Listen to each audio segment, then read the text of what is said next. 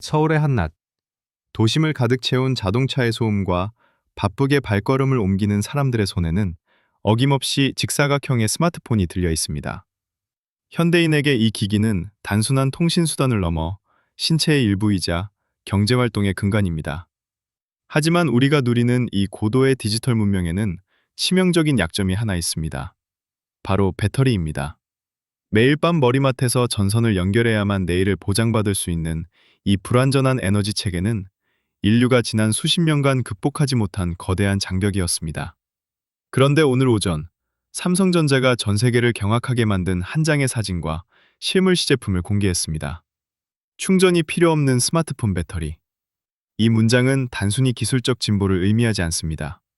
그것은 기존 리튬이온 배터리를 기반으로 구축된 거대한 글로벌 공급망과 에너지 패러다임을 뿌리째 흔드는 파괴적 혁신의 시작입니다. 전문가들은 이 기술이 상용화되는 순간 현재 전 세계에서 사용되는 모든 배터리는 사실상 거대한 산업 폐기물, 즉 쓰레기로 전락할 것이라고 경고합니다.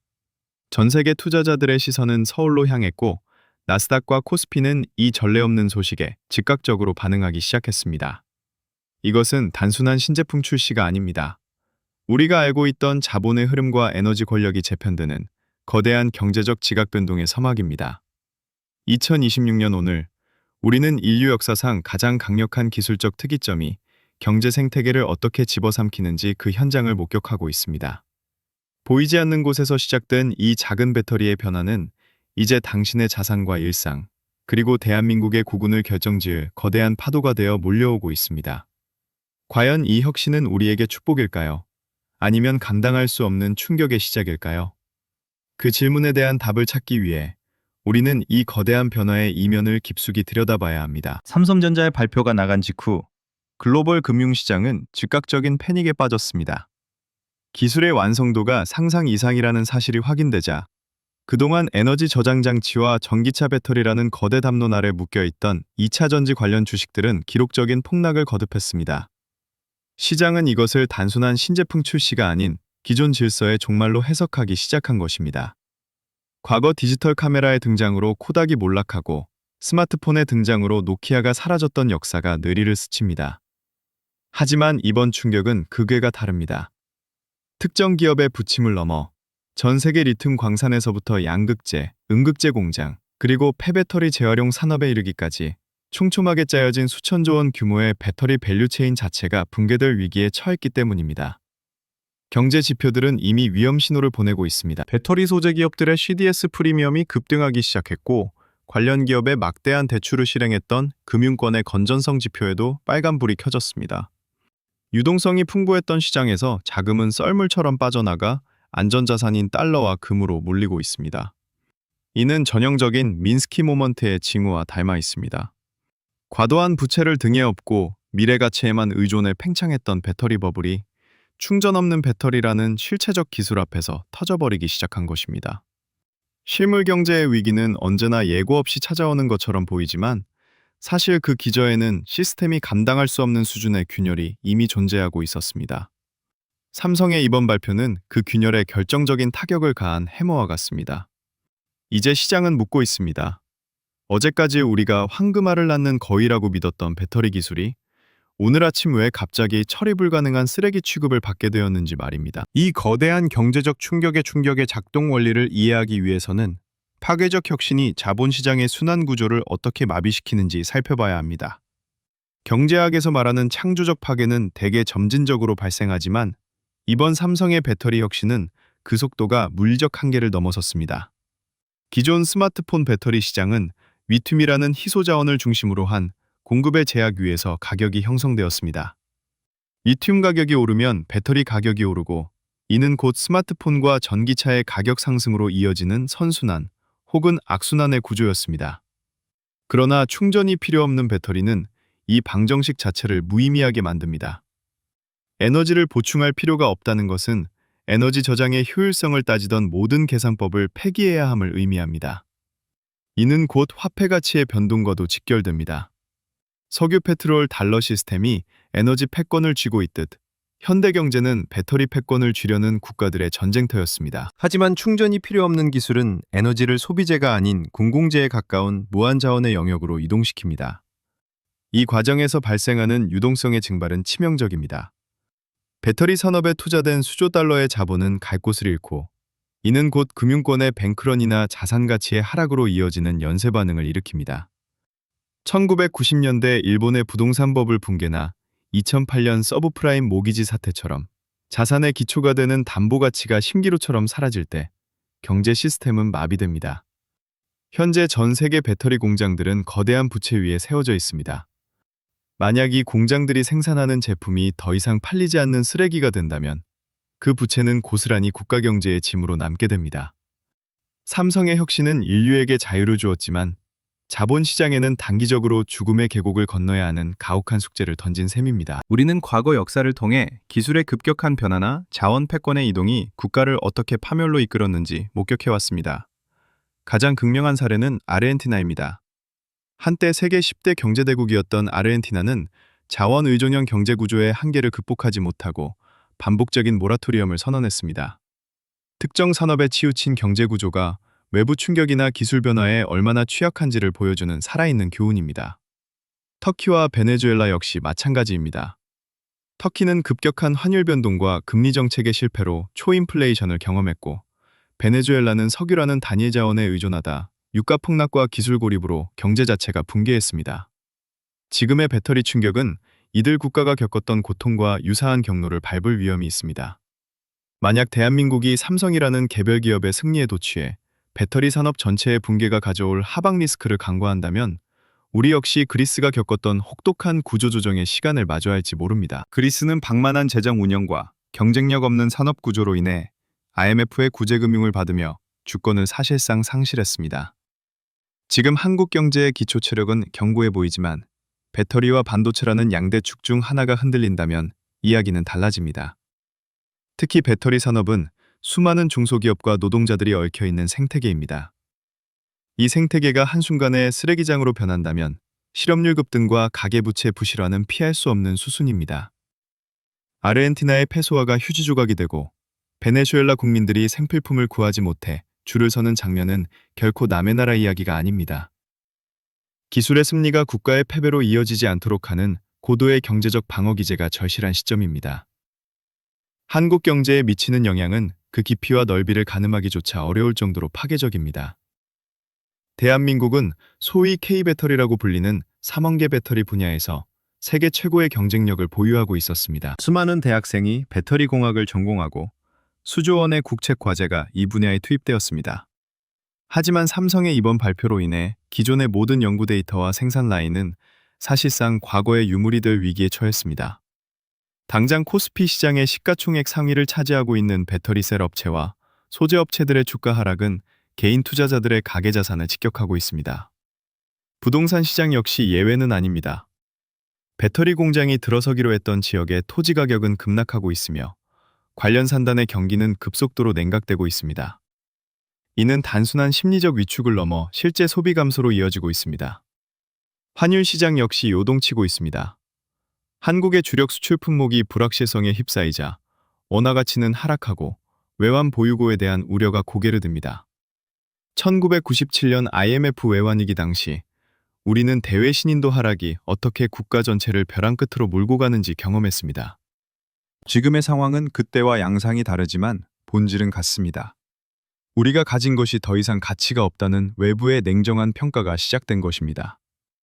만약 삼성의 신기술이 국내 공급망을 충분히 흡수하지 못한 채 글로벌 시장으로만 뻗어나간다면 낙수 효과는 사라지고 기술에 고립된 선만 남게 될 것입니다. 이는 소득 불균형을 심화시키고 전통적인 제조 강국으로서의 한국 경제의 근간을 뒤흔드는 거대한 도전이 될 것입니다. 정부와 중앙은행의 움직임은 긴박해졌습니다. 한국은행은 임시금통위를 소집하여 금리 결정을 앞두고 고심에 빠졌습니다. 기술 혁신이 가져올 장기적인 생산성 향상은 분명 호재지만 단기적으로 발생할 산업 생태계의 붕괴와 금융시장의 혼란을 막기 위해서는 유동성 공급이 필수적이기 때문입니다. 하지만 무분별한 유동성 공급은 환율 급등과 물가 불안을 초래할 수 있는 양날의 검입니다. 정부 역시 배터리 산업 종사자들을 위한 긴급 고용 안정 대책과 산업 전환 지원금을 검토하고 있습니다. 이는 과거 석탄 산업 합리화 조치나 조선업 구조 조정 때와는 비교할 수 없는 규모가 될 것입니다. 전 세계적으로도 대응은 분주합니다. 미국 연준과 유럽 중앙은행은 삼성의 기술이 가져올 에너지 물가 하락 가능성에 주목하고 있습니다. 에너지가 공짜에 가까워진다는 것은 장기적으로 인플레이션을 억제하는 요인이 되지만 그 과정에서 기존 에너지 기업들의 파상이 불러올 신용경색은 세계 경제를 대공황급의 침체로 몰아넣을 수 있습니다. 중앙은행들은 이제 배터리 채권이라는 새로운 형태의 부실 자산을 어떻게 처리할지를 두고 골머리를 앓고 있습니다.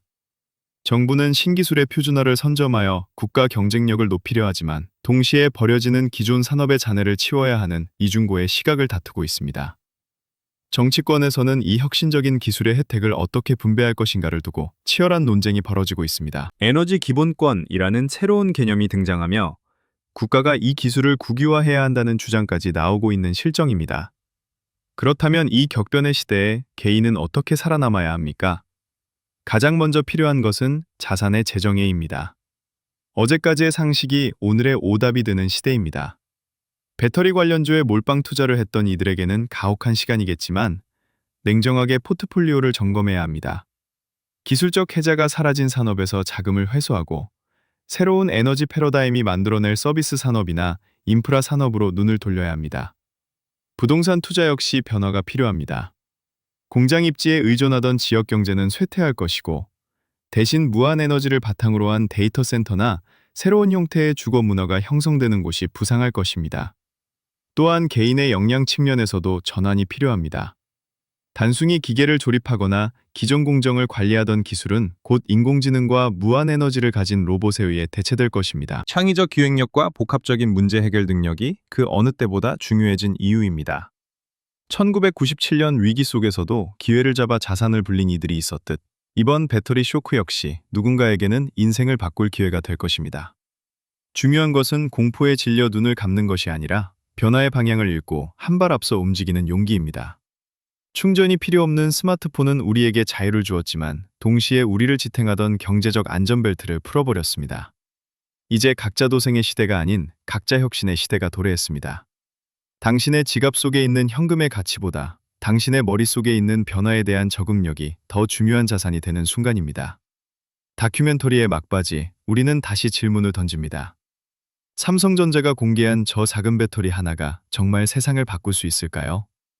역사는 언제나 작은 균열에서 시작되었습니다.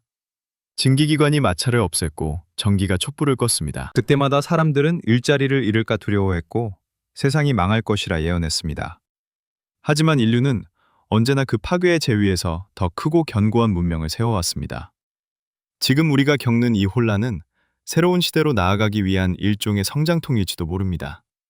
충전이 필요 없는 스마트폰 배터리는 단순히 기기의 편리함을 넘어 인류를 에너지의 결핍으로부터 해방시키는 첫걸음이 될 것입니다. 에너지의 제약이 사라진 세상에서 우리는 이전에는 상상조차 하지 못했던 새로운 가치를 창출할 것입니다. 물론 그 과정에서 누군가는 눈물을 흘리고 거대한 기업이 쓰러지며 국가 경제가 휘청거릴 수도 있습니다. 하지만 그것은 쓰레기가 되어버린 과거의 잔해를 치우고 새로운 땅을 고르는 과정입니다. 대한민국 경제는 수많은 위기를 기회로 바꿔온 저력이 있습니다. 1997년의 극모으기 운동처럼 우리는 다시 한번 지혜를 모아 이 기술적 특이점을 국가 도약의 발판으로 삼아야 합니다. 오늘 밤 당신의 스마트폰을 충전기에 연결하며 잠시 생각해 보십시오. 이 전선이 사라진 세상, 그 자유로운 세상에서 당신은 어떤 꿈을 꾸겠습니까? 기술은 도구일 뿐이고 그 도구로 어떤 미래를 그릴지는 오직 인간의 의지에 달려 있습니다. 배터리는 쓰레기가 되어도 인간의 혁신은 결코 쓰레기가 되지 않습니다. 2026년 거대한 변화의 파도 위에서 우리는 지금 새로운 항해를 시작하고 있습니다. 기술의 이면에는 항상 승자와 패자가 존재합니다. 삼성이 공개한 에너지 자립형 배터리는 소비자에게는 꿈의 기술이지만 글로벌 리튬 공급망을 장악해온 국가와 기업들에게는 사형 선고와 다름없습니다. 특히 하얀 석유라 불리는 리튬 광산을 확보하기 위해 수십조 원을 쏟아부은 중국의 배터리 거물들은 현재 패닉 상태에 빠져 있습니다. 이들은 리튬 인산철 배터리의 가격 경쟁력을 무기로 세계 시장을 잠식해왔으나 충전 자체가 필요 없는 제품 앞에서는 가격 경쟁력이라는 단어 자체가 무색해집니다. 이는 국제 정치 지형에도 거대한 균열을 일으킵니다. 자원 민족주의를 내세우며 공급망을 무기로 삼았던 국가들의 영향력은 급격히 감퇴하고 기술 패권을 쥔 국가로 권력의 추가 급격히 이동합니다. 경제 지표상으로도 이는 극명하게 드러납니다. 원자재 선물 시장에서 리튬과 코발트 가격은 삼성의 발표 이후 수직 낙하하며 거래가 일시 중단되는 서킷 브레이커가 발동되었습니다. 이는 1970년대 오일 쇼크와는 정반대의 현상, 즉 자원 가치의 증발이라는 초유의 사태입니다. 과거 대영 제국이 석탄에서 석유로의 에너지 전환을 주도하며 세계 패권을 유지했듯 대한민국은 이제 배터리라는 물리적 저장 장치를 넘어 무한 에너지 생성이라는 새로운 표준을 선점하게 되었습니다. 하지만 이 화려한 승리의 뒤편에는 기존 리튬이온 배터리 공장에 투자된 수천억 달러의 매몰 비용이 도사리고 있습니다.